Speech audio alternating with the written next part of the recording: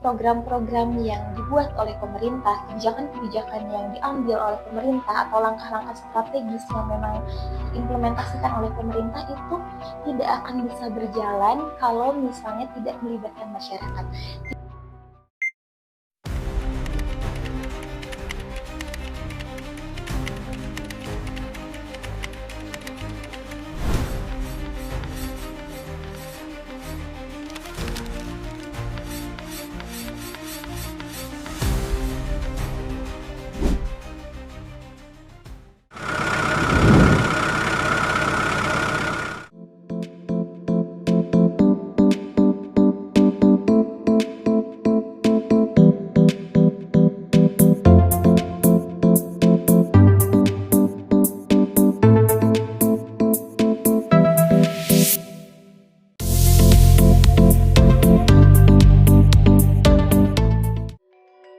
Kota Bandung adalah kota yang selalu ramai.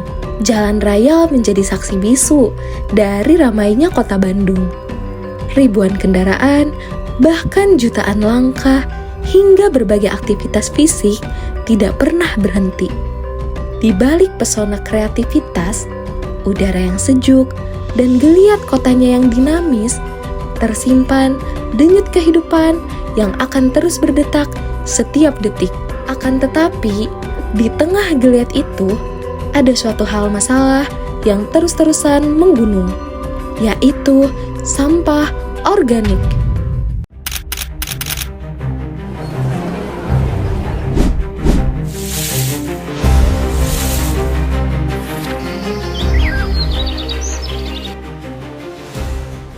Setiap harinya, masyarakat selalu membuang sampah sisa makanan dan limbah dapur dalam jumlah yang sangat besar.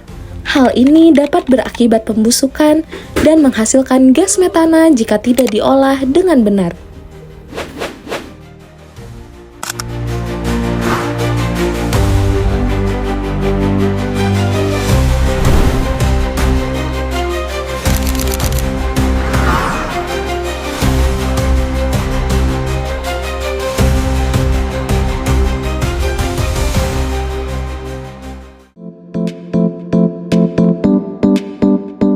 Concern kita adalah bagaimana menyelesaikan sampah organik ini, karena kalau sampah organik kan mungkin bisa dijual ke pengepul atau mungkin bisa dijual ke bank sampah kayak gitu. Tapi kalau sampah organik memang perlu treatment khusus kayak gitu. Bandung terkenal dengan sebutan kota metropolitan dan menghasilkan 1.500 hingga 1.800 ton sampah per harinya. Lebih dari 60% diantaranya merupakan sampah organik dari limbah rumah tangga. Kita mengunjungi TPA Sarimukti yang menjadi tempat pembuangan akhir. Sayangnya, saat ini TPA Sarimukti tengah menghadapi krisis kapasitas. Penyebab utamanya adalah sampah yang datang ke sini tidak dipilah dari sumbernya. Sampah sisa makanan, sayur, dan buah dibiarkan membusuk bersama plastik. Hal ini dapat menyebabkan rasa air tanah berubah. TPA Sarimukti ini bukanlah tempat tanpa batas. Jika bukan kita yang berubah, maka suatu saat sampah ini akan menjadi bom waktu bagi generasi masa depan. Akankah ada solusi untuk kedepannya?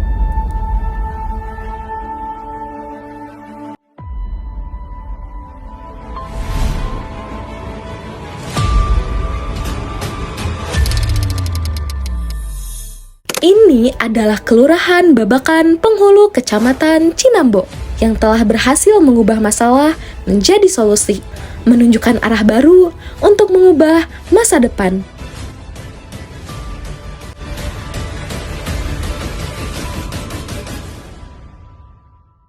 Di sini tidak menggunakan alat canggih maupun dana yang fantastis, melainkan hanya memanfaatkan larva black soldier fly atau lebih kita kenal dengan maggot BSF.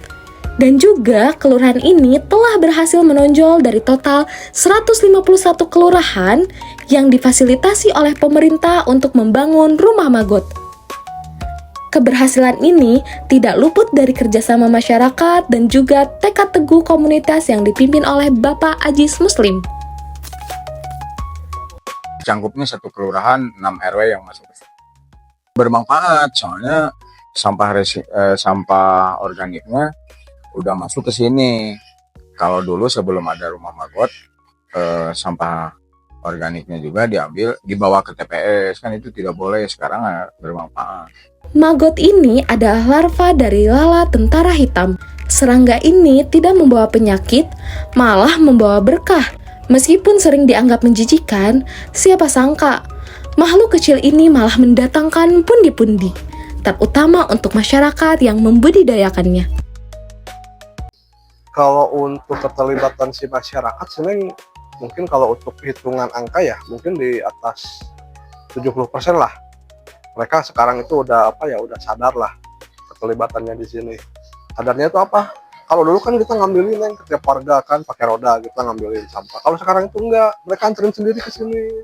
Di tengah berbagai upaya penanganan limbah rumah tangga, pemilahan sampah organik akan menjadi langkah awal yang sangat penting dan dapat dengan mudah dilakukan oleh setiap individu. Iya, tiap pagi ibu store ke rumah Magot, kan ibu bisa memilah dan memilih gitu ya. Kalau sampah organik dipisahin gitu, kalau yang non organik pisahin lagi, kalau botol-botol plastik dipisah, kalau sampah kayak seperti kertas gitu mah kan ada yang ngambilnya per seminggu sekali gitu. Kadang-kadang kan di sini banyak ibu-ibu yang mereka punya tanaman kan. Mereka minta ke sini, minta kasgotnya, terus butuh apanya gitu kan, yang kita bisa kasih ya kita kasih. Gitu. Kasgot adalah pupuk organik yang berasal dari sisa-sisa pakan Magot yang telah terurai. Bayangkan dulu saja oleh kita jika setiap rumah punya solusi sederhana untuk mengatasi sampah organik. Bayangkan saja oleh kita jika sampah dapur tak lagi menumpuk dan mencemari lingkungan. Kini, solusinya ada dalam genggaman kita, yaitu Magot, si kecil yang mampu melahap sampah organik dengan cepat. Yuk kita intip bagaimana cara mengubah masalah menjadi solusi di rumah Magot Babakan Penghulu ini.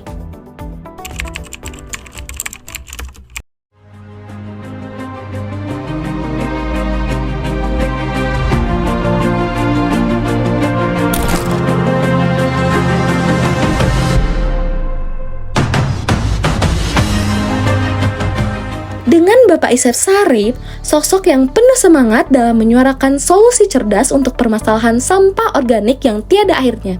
Lewat edukasi sederhana, akan mengajak kita bareng-bareng memahami gimana sih Magot bisa jadi pahlawan kecil yang sekaligus membuka peluang ekonomi di Babakan Penghulu ini.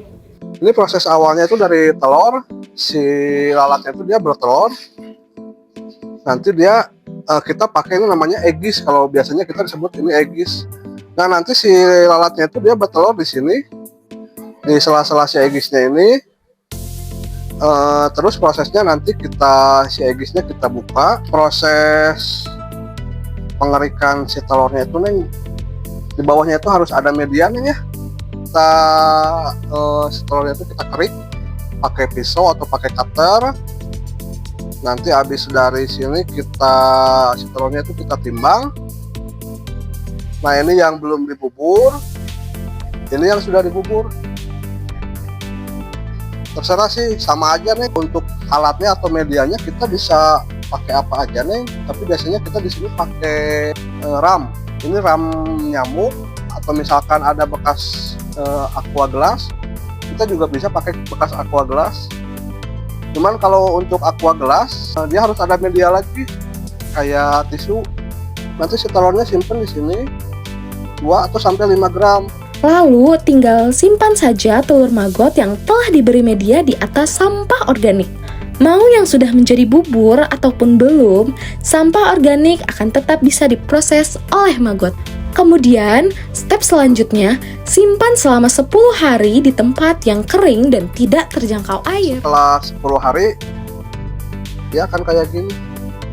Kalau udah 10 hari, baru kita pindahin nih ke tempat pembesaran. Ini disebutnya biopon, tempat pembesaran.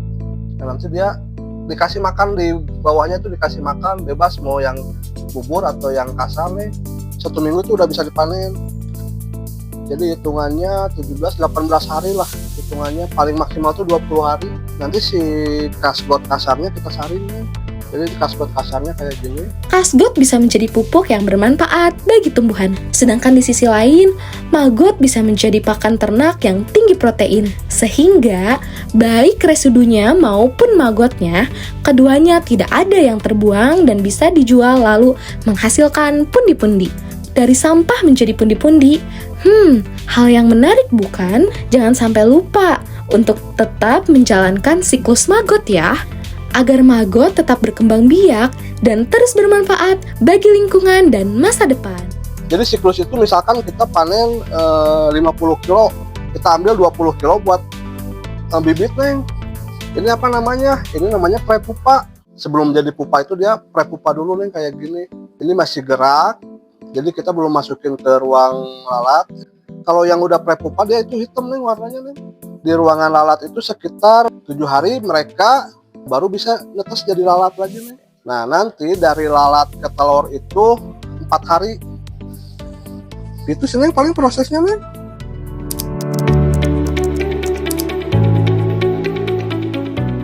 Udah ada ke Ciparai itu peternak bebek.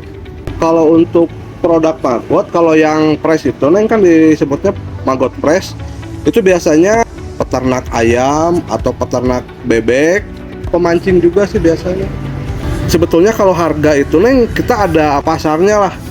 Jadi khusus ke komunitas nih, komunitas itu harga per kilonya itu 4.000, terus ke peternak sama juga 4.000. Kalau ke pengepul biasanya 3.000 Neng, 4.000 sih biasanya maksimal. Kita nggak bisa ngelebihin itu sih, soalnya ada pasarnya. Kalau untuk ngelola keuangan nggak ada sih Neng, kita di sini semua terbuka. Jadi kalaupun misalkan ada maggot hari ini keluar berapa nih, ada catatannya Neng.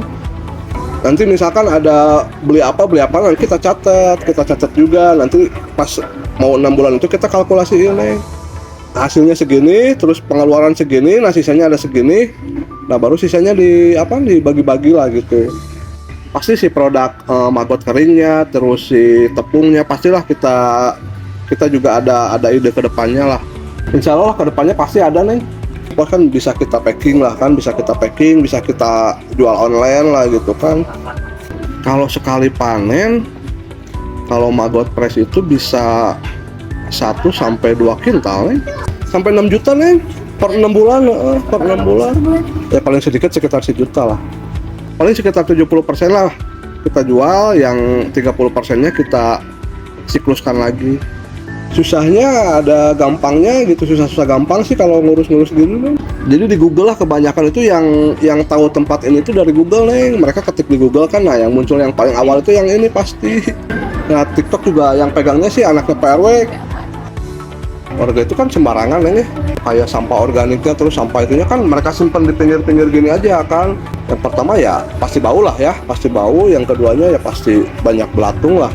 Nah setelah ada rumah maggot ya sampah organiknya itu tiap hari mereka anterin lah, jadi nggak ada sampah organik yang disimpan di rumah lah Neng gitu nih.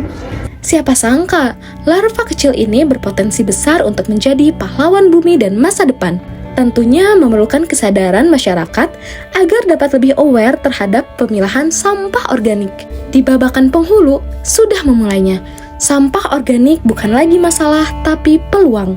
Ini bukan sekedar larva dan sampah, tapi soal harapan, soal aksi nyata dari warga biasa yang mau peduli, mau berubah, dan mau bergerak untuk masa depan emas.